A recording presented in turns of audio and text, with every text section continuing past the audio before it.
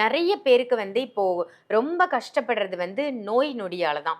முன்னாடிலாம் கோயிலுக்கு வரும்போது எனக்கு இது கொடுங்க அதை கொடுங்கன்னு வேண்டின காலம் போய் என்ன நோய் இல்லாம வைங்க அப்படின்ற நிலைமைக்கு வந்துட்டோம். ஏன்னா ரொம்ப நம்ம ஃபாஸ்டா ஓடிக்கிட்டே இருக்கோம். என்னென்னவோ வாங்கி சாப்பிட்றோம், ஏதாவது ஒரு பிரச்சனையில மாட்டிக்கிறோம். இந்த ரோகம் இல்லாத வாழ்க்கை இருக்கணும் அப்படின்னா என்ன பண்ணலாம்?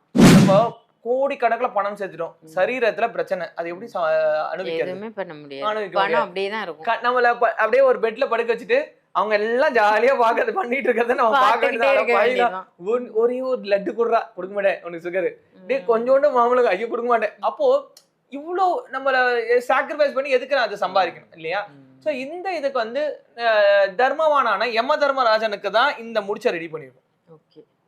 சோ பாத்தீங்கன்னா தெரியும், நல்ல வெயிட்டாவும் இருக்கும், நிறையவும் இருக்கு. சோ இது வந்து பாத்தீங்கன்னா மார்க்கண்டேயா அப்படின்னு சொல்றாங்க. அதாவது சிவனுக்கு தான் ஏத்த போறோம், ஆனா யம தர்மராஜ நினைச்சுதான் ஏத்த போறோம். சிவனுக்காக ஏத்தக்கூடிய ஒரு முடிச்சு யம தர்மராஜனுக்காக ஏத்துறோம்.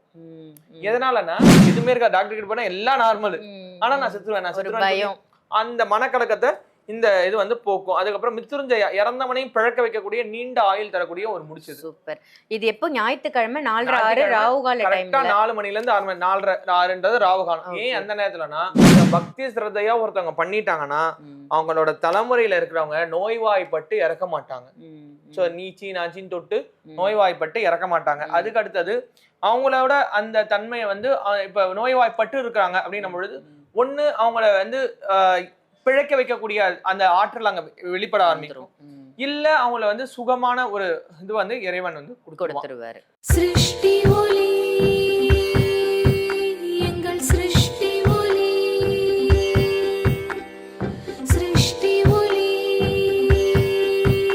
எங்கள் சிருஷ்டி ஒளி, வாழ்வை மாற்றும் சிருஷ்டி ஒளி. சிருஷ்டி ஒளி சொந்தங்கள் அனைவருக்கும் அன்பான வணக்கங்கள். இன்னைக்கு நம்ம சிருஷ்டி ஒளியில என்ன பதிவு பார்க்க போறோம் அப்படின்னு பாத்தீங்கன்னா, தீராத நோய் இருக்கு, தீரவே மாட்டேங்குது, நிறைய ட்ரீட்மெண்ட் எடுத்துட்டேன், எனக்கு இந்த வியாதி தீரவே இல்லை, தோல் சம்பந்தமான பிரச்சனைகள் நிறைய எனக்கு இருக்கு, அது வந்து என்னால் தீர்க்கவே முடியல, நிறைய மெடிசன் சாப்பிட்றேன், இந்த மாத்திரையெல்லாம் ஒதுக்கி வச்சுருந்தேன்ப்பா, எனக்கு வந்து இந்த வியாதிகள்லாம் தீரணும்னு நிறைய பேர் வந்து புலம்பக்கூடியவங்க இருப்பாங்க. வயதானவர்களுக்கு மூட்டு வலி, கால் வலி இந்த மாதிரிலாம் இருக்கும். ரொம்ப படுத்த படுக்கையா இருக்காங்க அப்படின்னா ஒரு மரண பயம் வந்து இருக்கும். இந்த மாதிரி பிரச்சனைகள்ல இருந்து விலகணும், இந்த மாதிரி எந்த விதமான ரோக சம்பந்தமான அதாவது நோய் சம்பந்தமான பிரச்சனைகள் எதுவுமே இருக்கக்கூடாது அப்படின்னா நம்ம சிருஷ்டி ஒளியில ரொம்ப அருமையா இறைவனுக்கு ஏற்றக்கூடிய ஒரு தீப ஆயில் இருக்கு, ஒரு முடிச்சுங்க. அது என்ன முடிச்சு, என்ன மூலிகைகள் நிறைந்த முடிச்சு, அதை ஏத்துறதால என்ன பலன், நம்ம சாய் பாலாஜி அவர்கள் கிட்ட கேட்டு தெரிஞ்சுப்போம். வணக்கம் ஜி. வணக்கம் சாரம். ஜெய் புவனேஸ்வரி. ஜெய் புவனேஸ்வரி. சொல்லுங்க ஜி, நிறைய பேருக்கு வந்து இப்போ ரொம்ப கஷ்டப்படுறது வந்து நோய் நொடியால தான். முன்னாடிலாம் கோயிலுக்கு வரும்போது எனக்கு இது கொடுங்க அதை கொடுங்கன்னு வேண்டின காலம் போய் என்ன நோய் இல்லாம வைங்க அப்படின்ற நிலைமைக்கு வந்துட்டோம். ஏன்னா ரொம்ப நம்ம ஃபாஸ்டா ஓடிக்கிட்டே இருக்கோம், என்னென்னவோ வாங்கி சாப்பிட்றோம், ஏதாவது ஒரு பிரச்சனையில மாட்டிக்கிறோம். இந்த ரோகம் இல்லாத வாழ்க்கை இருக்கணும் அப்படின்னா என்ன பண்ணலாம்?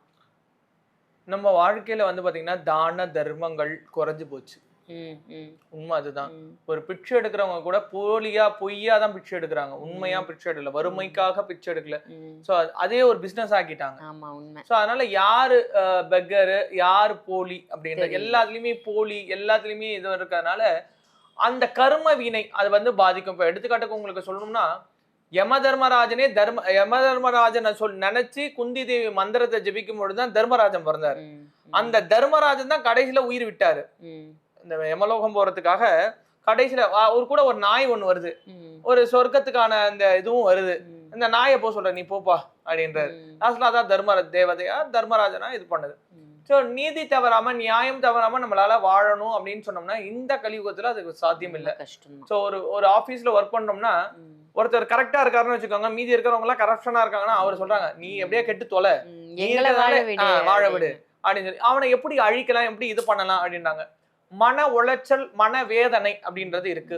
ஒருத்தவங்களுக்கு நல்லது செய்யணும் அப்படின்னு பண்ணா இன்னொருத்தவங்க போய் கஷ்டத்துல மாட்டிக்கிறாங்க. அதே போல மரண பயம், எனக்கு என்னன்னு தெரியலங்க, இப்பெல்லாம் படப்படன்னு அது நெஞ்சு வலிக்குது, செத்துருவேன்னு நினைக்கிறேன். இப்போ ஒரு விஷயத்த வாங்க போகும்போதே பேங்க் என்ன சொல்றான், சார் இஎம்ஐ உங்களுக்கு வீட்டு லோன் போட்டோம், இப்போ வந்து பாத்தீங்கன்னா உங்களுக்கு வந்து டேர்ம் லோன் போடுறோம், இந்த டேர்ம் லோன் ஒன்னும் இல்லை சார், நீங்க செத்து போயிட்டீங்கன்னா அப்படின்றதான் ஸ்டார்டிங்கே ஆரம்பிக்கிறான். நீங்க செத்து போயிட்டீங்கன்னா நீங்க கவலையே பட வேண்டாம், உங்க சொத்தெல்லாம் தூக்கி பொண்டாட்டி பசங்க கிட்ட குத்துறோம், நாங்க அவங்களை எதுவும் பண்ண மாட்டோம். சோ யாருமே எப்ப போக போகுதுன்னே தெரியல. புதுசா வியாதி வருது, புதுசா பிரச்சனை வருது. எந்த ரூபத்துல டே எங்க இருந்துடா வரீங்க இவங்களால அப்படின்ற மாதிரி ஆயிப்போச்சு. இப்போ ஆன்மீக ரீதியில நம்ம பார்த்தோம்னா தர்மமான நம்ம வாழ்றதுக்கான வழிகளை தேடி நம்ம அலையிறோம். ஆனா அறிஞ்சோ அறியாமலோ தெரிஞ்சோ தெரியாமலோ நம்மளோ இல்ல நம்ம மூதாதையரோ ஏதேனும் பாவங்கள் பண்ணியிருந்தா அந்த பாவத்தின் விளைவு, அந்த பாவத்தின் விளைவு கர்ம தான் தண்டனை. கர்மவினை அனுபவிச்சுதான் அனுபவிச்சே ஆகணும் சரீர ரீதியா. அப்போ நம்ம கோடிக்கணக்கில் பணம் சேர்த்துட்டோம், சரீரத்துல பிரச்சனை, அது எப்படி எதுவுமே பண்ண முடியாது, பணம் அப்படியே தான் இருக்கும். நம்மள அப்படியே ஒரு பெட்ல படுக்க வச்சுட்டு அவங்க எல்லாம் ஜாலியா பாக்குறது பண்ணிட்டு இருக்கிறத நம்ம பார்க்க ஒரே ஒரு லட்டு குடுறா கொடுக்க மாட்டேன் உனக்கு சுகரு, டே கொஞ்சோண்டு மாமலுக்கு ஐயோ கொடுக்க மாட்டேன். அப்போ இவ்வளோ நம்மள சாக்ரிஃபைஸ் பண்ணி எதுக்கு நான் அதை சம்பாதிக்கணும் இல்லையா? சோ இந்த இதுக்கு வந்து தர்மவானான யம தர்மராஜனுக்கு தான் இந்த முடிச்ச ரெடி பண்ணிருக்கோம். ஓகே. சோ பாத்தீங்கன்னா தெரியும், நல்ல வெயிட்டாவும் இருக்கும், நிறையவும் இருக்கு. சோ இது வந்து பாத்தீங்கன்னா மார்க்கண்டேயா அப்படின்னு சொல்லுவாங்க. அதாவது சிவனுக்கு தான் ஏத்த போறோம், ஆனா யம தர்மராஜ நினைச்சுதான் ஏத்த போறோம். சிவனுக்காக ஏத்தக்கூடிய ஒரு முடிச்சு யம தர்மராஜனுக்காக ஏத்துறோம். எதனாலன்னா சிவன் வரம் கொடுக்கும் பொழுதே மார்க்கண்டேயா உனக்கு 16 வயசுன்னு சொல்லிட்டாரு. அப்ப 16 வயசு உடனே தர்மராஜன் வந்து நிக்கிற, மார்க்கண்டேயா வாடான்றாரு, வரமாட்டேன், எனக்கு வரம் கொடுத்த கடவுள் இன்னும் நல்லா வாழணும்னு சொல்லியிருக்காரு, நான் இங்கதான் இருப்பேன். ஆயில் முடிஞ்சிருச்சுடா, உனக்கு வேற எல்லா வரமும் கொடுக்குறேன்டா, சொர்க்கத்துல உனக்கு கொண்டு போய் வைக்கிறேன்டா, இதுரா அதுரான்ற எதுவுமே காதுல வாங்கல. சோ மண்ணுல சிவலிங்கத்தை பிடிச்சி அந்த மண்ணு சிவலிங்கத்தை இருக பிடிச்சுக்கிட்டாரு. அப்போ இழுக்கும் பொழுது சிவன் தோன்றி தர்மத்தின் ராஜன் யம தர்மராஜன் அடிச்சாரு, அதான் என் பக்தனை நான் காப்பாத்துவேன். அப்பேற்பட்ட அந்த சிவபெருமானுக்கு ஒரு அற்புதமான மூலிகையை வந்து முடிச்சா ரெடி பண்ணியாச்சு. சோ இந்த முடிச்சு வந்து நீங்க திறக்கும் போது ஸ்மெல் வருது. சோ இந்த முடிச்சை வந்து கரெக்டா ஒரு 8 முடிச்சு எடுத்து நம்ம ஞாயிற்றுக்கிழமை 4:30 ஏத்துறோம். அதுக்கு ஒரு துண்டு பிரசுரம் எல்லா டீடைல்டா கரெக்டா கொடுத்துருவோம். இந்த ஆயில் விட்டு ஏத்தணும். ஆமா, இதான் தர்மராஜனோட ஆயில். சோ இந்த ஆயில் என்னங்க ரொம்ப கம்மியா இருக்கு, முடிச்சு அதிகமா கொடுத்தீங்கன்னா எக்ஸ்ட்ரா வேணும்னா நீங்க தனியா வாங்கி கட்டலாம். இந்த ஆயில் வந்து பாத்தீங்கன்னா உங்களுக்கு 400 ரூபாய் வரும். சில பேர் வீட்டுல வந்து பாத்தீங்கன்னா ஒரு பெரியவங்க வந்து படுத்த படுக்கையா இருப்பாங்க, உயிர் இழுத்துக்கிட்டு இருக்கும், போகாது, ஐயோ அவங்க இதுல அபாவா இருக்காங்க, இதுல எப்படியா இருக்காங்க அப்படிலாம் இருக்குன்னு சொல்லி என்ன பண்ணுவாங்கன்னா நம்ம ஆளுங்க இந்த மண்ணை கரைச்சு கொஞ்சம் வாயில ஊத்தி விடுவாங்க. பால் ஊத்தி ஒரு தமிழ் படத்துல சொல்றாங்க, பாட்டி முதல்ல நீ பால் கொடுக்க, அதனாலதான் தாத்தா ரொம்ப நல்லா இருக்கிறாரு முதல்ல இது பண்ணுன்னு. இந்த மாதிரி நோய்வாய்ப்பட்டு நீண்ட நாட்கள் அந்த உயிர் வந்து இதுவாகக்கூடாது. அதே போல ஊசி குத்துறது, டயலைஸ் பண்றது, இந்த மாதிரி பண்ணி ஐயோ எனக்கு கொன்னுடுங்கன்னு கெஞ்சுவாங்க. சோ அந்த மாதிரி இல்லாம தோஷம் இருக்கும். சோ இதுல வந்து பாத்தீங்கன்னா இந்த இது எடுத்தா நல்லது பாருங்க, மரண பய நிவர்த்தி ஆகும். நோய் அது எந்த மாதிரி நோய்வாய்ப்பட்டு அந்த ஆன்மா அந்த அனுபவிக்கதோ அதை சரி பண்ணி கொடுத்துரும். தோஷ நிவர்த்தி, அதாவது தேக தோஷத்தினால நம்ம பாதிக்கப்பட்டிருக்கோம், இந்த பிரேத தோஷத்தினால பாதிக்கப்பட்டோம், அந்த பிரேத தோஷ நிவர்த்தி இது பண்ணும். செய்வினியோட மோசமான கந்திஷ்டில நம்ம உடம்பு நம்மளோட வீட்டுல இருக்கிறவங்க இதை வந்து பண்ண முடியும்.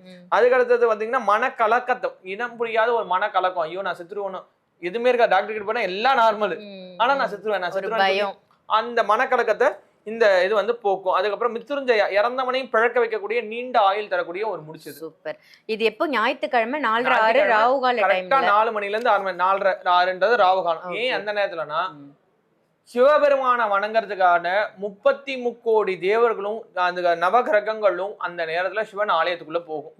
ஒரு 8னா கட்டுதுன்னு அர்த்தம், விதியின் எண் 8, என் விதி இதுதான், அதை மாத்து இறைவா அப்படின்னு சொல்லி 8 தீபத்துல 8 முடிச்சு வச்சு நம்ம ஏத்தணும். 4 மணில இருந்து 6 மணிக்குள்ள ஏத்தினோம். இந்த ஆயில் விட்டு ஏத்தணும்.